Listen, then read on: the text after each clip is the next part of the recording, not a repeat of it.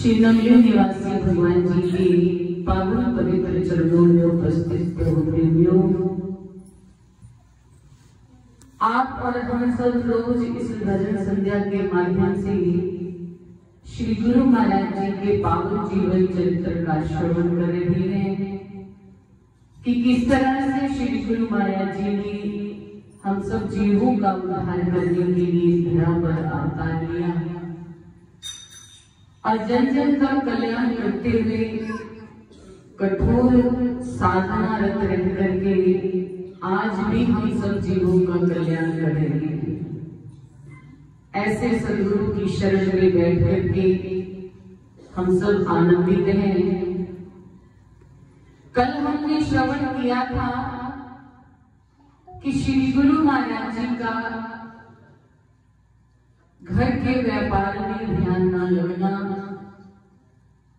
क्योंकि जो दुनिया के दिलों का व्यापार करने वाले थे वो साधारण व्यापार कैसे कर सकते हैं।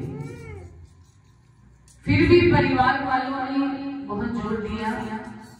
एक दिन बड़े भाई ने उनको आगरा में कुछ पैसे दे करके व्यापार करने के लिए भेजा। बड़ों का कहना मानना तो था ही, आगरा गए, लेकिन वहां सब पैसे ऐसे ही बेकार थे। बेकार तो क्या, दुनिया के लिए बेकार थे, लेकिन उन्होंने कुछ ऐसा सौदा किया, भिक्षुओं को भोजन कराया, सब दान पुण्य करके घर वापस आ गए।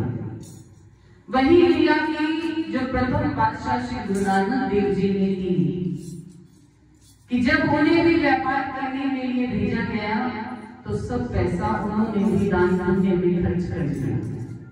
जब श्री गुरु महाराज जी आगरा से खाली हाथ वापस आए तो परिवार वालों को अच्छा नहीं लगा। उन्होंने श्री गुरु महाराज जी से तैश में आकर के कहा कि जो तुम्हारा मन करता है वही करो, आज के बाद हम तुम्हें कोई भी काम करने के लिए नहीं बोलेंगे, जाओ तुम भजन ही करो। उनकी तरफ से तो एक तरह का ताना ही था, लेकिन श्री गुरु महाराज जी के लिए तो रास्ता खुल गया भक्ति करने का। घर से निकल पड़े। हमेशा एकांतवास करना और भजन करते रहना, यही उनका नियम बन गया था। प्रेमियों के कहने पर कि आप दादा सदैव श्री परम दयाल जी के दर्शन कीजिए और उनकी शरण लीजिए, सबको ये कह देना कि अभी मन शुद्ध नहीं है, क्योंकि एक शिष्य जानता है कि गुरु की कृपा के लिए कृपा पात्र बनना कितना जरूरी है। कंदराओं में, जंगलों में रह करके तप करते रहे, साधना करते रहे। एक दिन श्री गुरु महाराज जी दादा गुरुदेव जी के पावन चरणों में उपस्थित हुए। सत्संग प्रेम प्रवाह चल रहा था। दादा गुरुदेव जी सत्संग फरमा रहे थे। श्री गुरु महाराज जी आए, श्री दादा गुरुदेव जी को प्रणाम करके एक और बैठ गए। दोनों शक्तियों का आपस में मिलन हुआ। श्री गुरु महाराज जी को दादा गुरुदेव जी ने सत्संग फरमाते ही अपनी कृपा दृष्टि से उनकी ओर निहारा। सहसा ही मुख से निकला, आ गए भैया। तो श्री गुरु महाराज जी ने आगे से हाँ में जवाब दिया, जी आ गए। दादा गुरुदेव जी फरमाने लगे, अच्छा हुआ अगर आप ही आ गए, नहीं तो हमें आपके पास आना पड़ा। जब लोगों ने ये दो शक्तियों की वार्ता को सुना तो बड़े अचंभित हो गए।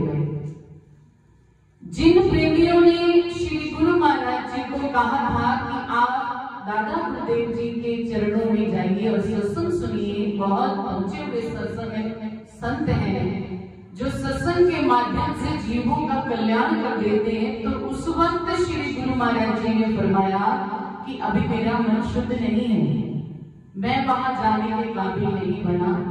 और जब वहां पहुंचे तो आपस में दोनों शक्तियों में ऐसी वार्ता हुई कि लगा कि पहली मुलाकात नहीं, कई जन्मों से एक दूसरे को जानते हैं।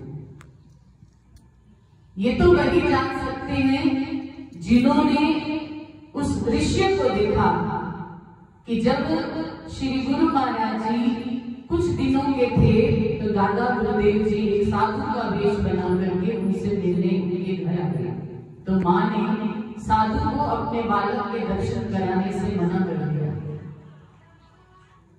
जब किसी परिवार के सज्जन ने आगे अपने दादा गुरुदेव जी को श्री गुरु महाराज जी के दर्शन कराए तो ये वही जान सकते हैं कि वो शक्तियां आपस में कितनी जुड़ी हुई थी। जैसे मानो कि भगवान कृष्ण को अर्जुन का साथ मिला और स्वामी परमहंस रामकृष्ण जी को विवेकानंद जी का, ऐसे ही ये शक्तियां भी जब एक दूसरे को मिल चुकी तो कौन से ऐसे गुरु होंगे जो अपने भावी शिष्य को मिलकर के खुशी से खुले न समाये।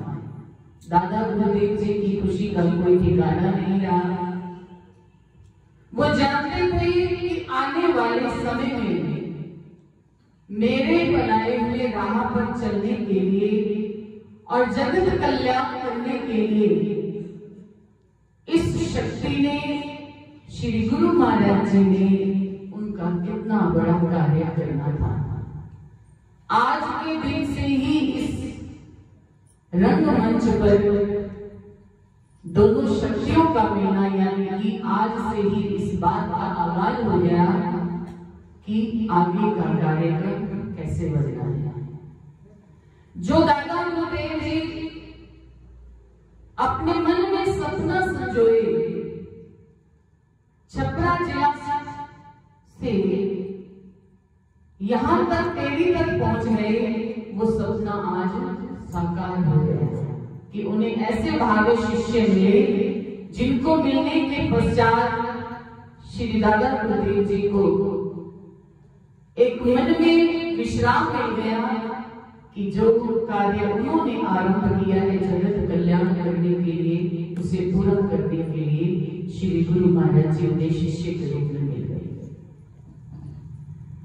श्री गुरु महाराज जी को दादा गुरुदेव जी ने गुरु दीक्षा दी और आज्ञा दी कि आप भजन अभ्यास कीजिए। श्री गुरु महाराज जी गुरु आज्ञा पाकर के कभी गुफाओं में, कभी कंदराओं में, कभी पहाड़ियों पर एकांतवास में भजन निरत रहने लगे। एक दिन श्री गुरु महाराज जी भजन करके जैसे ही उठे तो सामने एक मुसलमान व्यक्ति अपनी गायों को चरा रहा था। उनकी नजर उस व्यक्ति पर पड़ी और गायों पर पड़ी। तो श्री गुरु महाराज जी ने उस व्यक्ति को बुला करके कहा, भाई अपनी गाय का थोड़ा दूध हमें पिला दो। वो व्यक्ति कहने लगा, बाबा मेरी गाय दूध नहीं देती है, अभी ये ब्याई नहीं है, अभी मैं आपकी सेवा नहीं कर सकता। श्री गुरु महाराज जी ने उनको लोटा थमाते हुए फरमाया, एक गाय की तरफ इशारा करके कि इस गाय का दूध हमें ला करके दो। वो व्यक्ति कहने लगा, बाबा ये गाय तो बिल्कुल दूध नहीं देती और ब्याने वाली भी नहीं है। फिर उसके मन में विचार आया कि संतों की बड़ी अगाध गति होती है, संतों का हृदय निर्मल शुद्ध होता है और उनके अंदर इतनी पावर होती है कि वो अपने वचन से जो भी फरमा देते हैं वो पूर्ण हो जाता है। तो उन्होंने ये विचार करते हुए लौटा लिया और जैसे ही गाय के स्तनों को हाथ लगाया, दूध की धारा बह गई और श्री गुरु महाराज जी को उन्होंने दूध दिया। श्री गुरु महाराज जी